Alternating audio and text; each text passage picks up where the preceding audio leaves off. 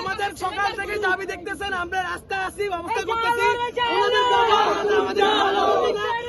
আমরা হতে বাধ্য হয়েছি, ছিলাম না।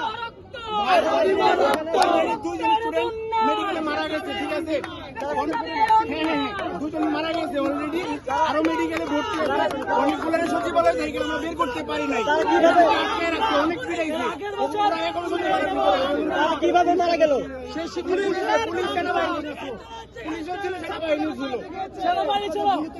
যে শিক্ষার্থীরা আহত হয়েছে বা মারা গেছে তাদের নাম জানা আছে বা এখানে অনেক শিক্ষা প্রতিষ্ঠানের শিক্ষার্থী আছে যাদের বিতরণের শিক্ষা মানুষের শিক্ষার জন্য এখানে আসছে, এখানে জানা নাই বিভিন্ন শিক্ষা প্রতিষ্ঠান থেকে এসেছে।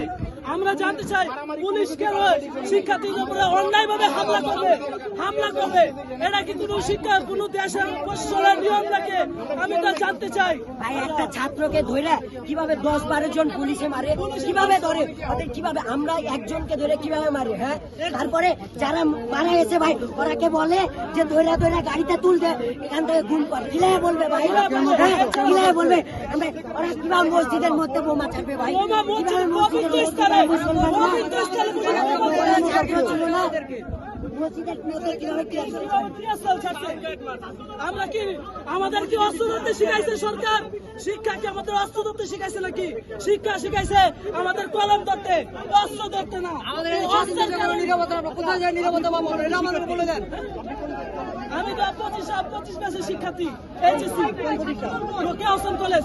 আচ্ছা, এখানে আসলে কার গুলিতে মূলত মানুষগুলো মারা গেছে? পুলিশ এবং সেনাবাহিনীর গুলিতে